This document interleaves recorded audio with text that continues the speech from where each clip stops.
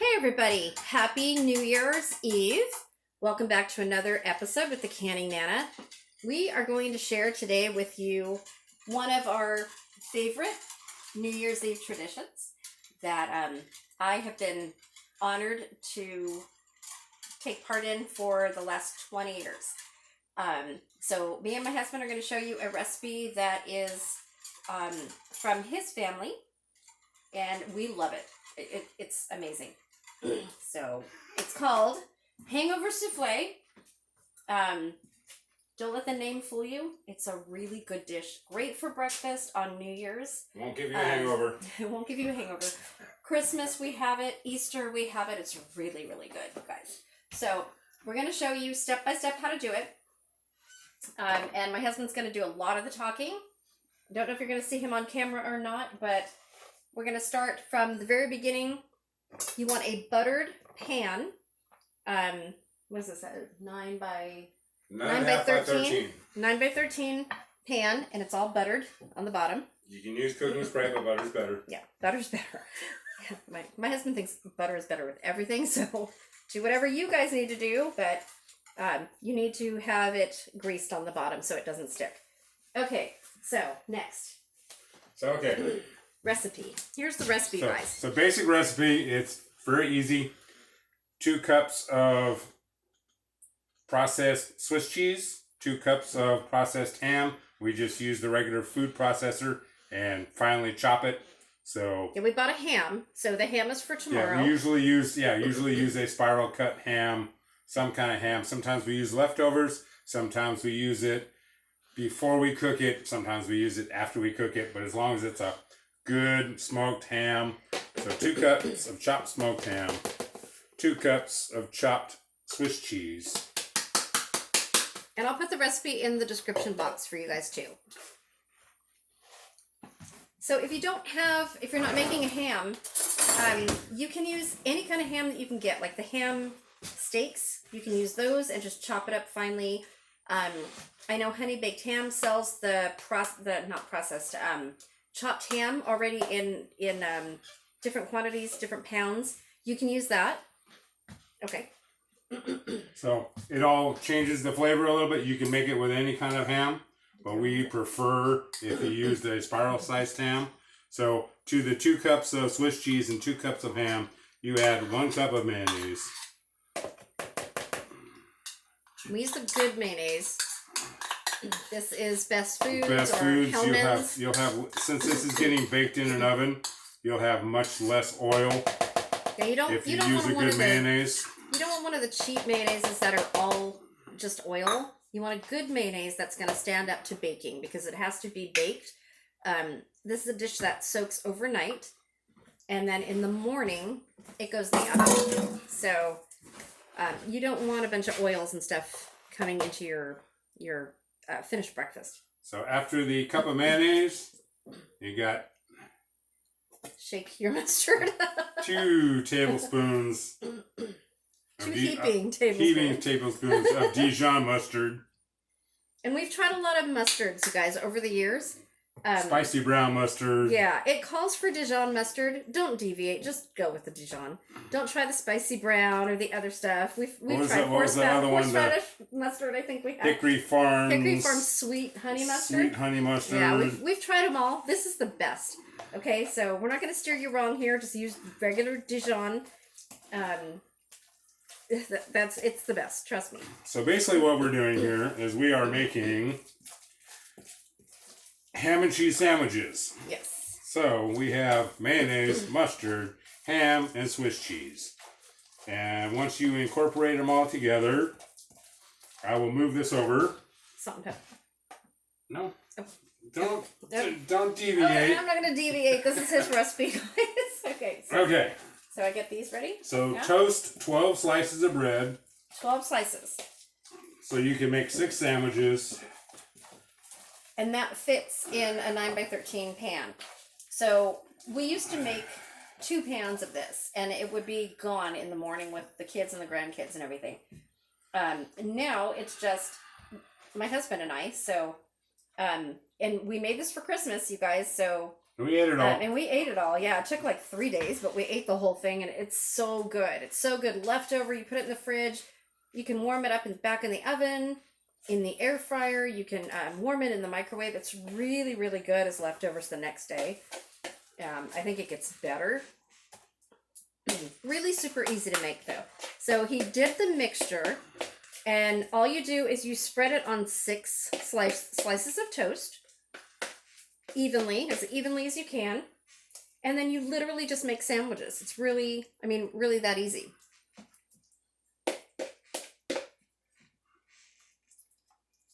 Super, super easy, and it looks so good.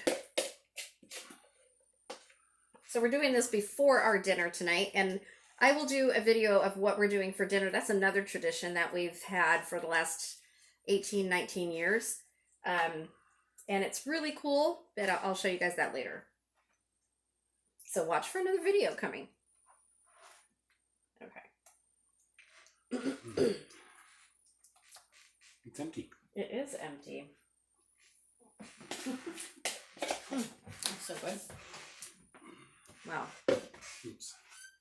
Well, that's really different. So after you finish putting all the mixed ingredients on your toast, you put the top layer of bread on it, and now we're going to cut them into triangles. Your job. Oh, my job, right. Okay, so here I am. So I have a problem with my thumb. I can't use it right now, so I'm going to try to cut these. Probably not going to work really well. You're going to have to do these, I think. Okay. So you cut them into triangles. Saw. I'm trying. Saw. I'm trying. Saw. No, back and forth. Okay, I got it. Okay. So this is my job. It's usually my son's job. You're supposed to saw back and forth, but I can't hold it with my hand, so it's a little bit different. It's a little bit wrong for me. There we go. Okay. What? This way. Huh?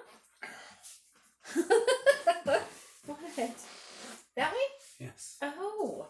Right, okay.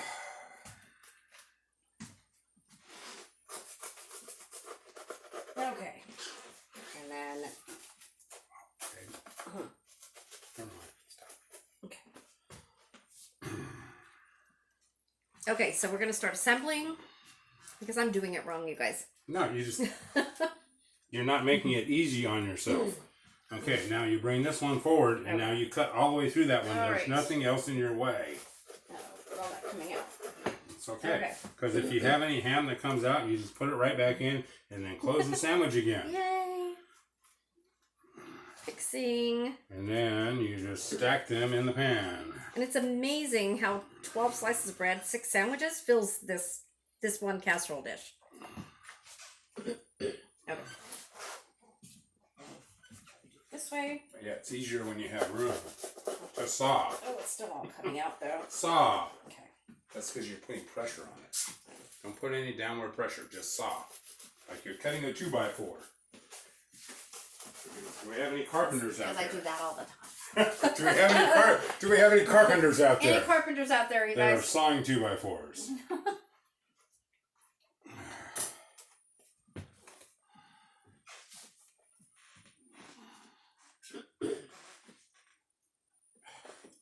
I know, it's all coming out. Because you're pushing down too hard. Yes. There you go. No pressure downwards on the sandwich. Just saw them in half. Can you show them how to do it? Yes, watch. Okay. I will. Jack's going to show you guys how to do it, because I can't. I literally can't hold the sandwich with my hand. So, Okay, so here you go. I use 2 fingers. And just make sure it doesn't move. And saw the bread. Saw the bread, guys. There you go. Oops. Turn it sideways. There you go. So And you're saw. making 4 pieces out of each sandwich. So it's just like making a club sandwich. If you go to a restaurant and order a club sandwich, they come in tiny little triangles with 2 picks in them, you're making the same sandwich cut. There we go. We have extra ham that goes right into that sandwich.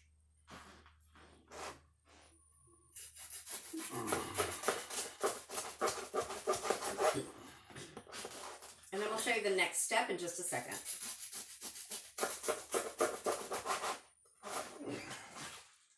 Oops.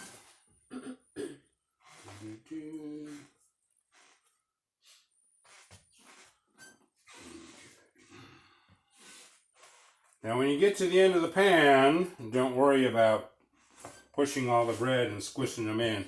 You should have at least all of them in on either side of the pan when you have one sandwich left. Because that one sandwich goes down the middle. More than one? Hmm? Just that one? Oh yeah, just 2 slices. Yeah. 4, 6. Excuse me? 4 slices. 4 slices.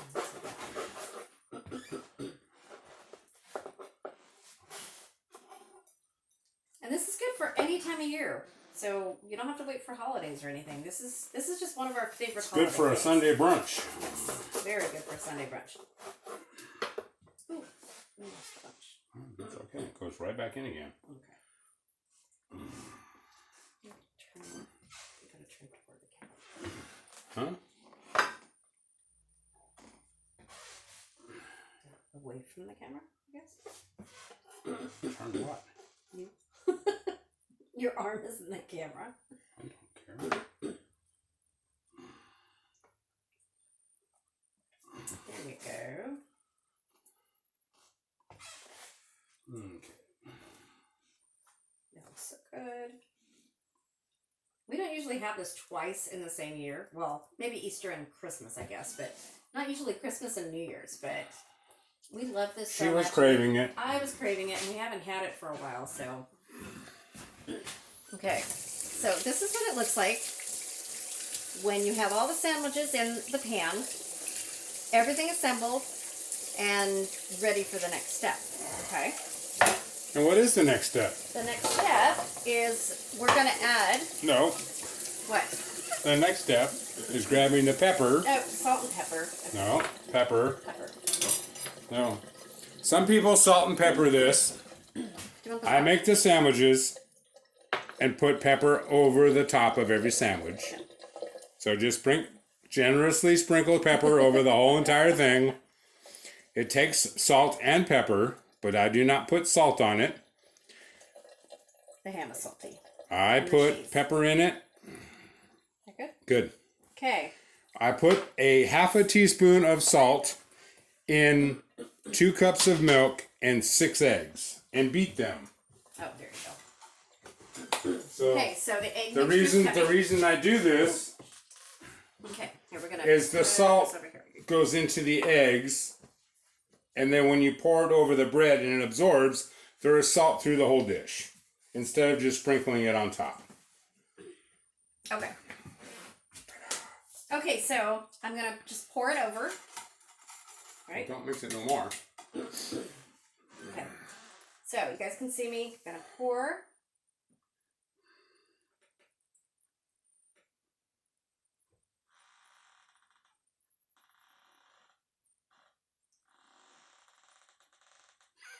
Our floors are creaking. Oh my goodness. Them hardwood floors. How funny. So you just want to spread it generally over every slice of bread if you can.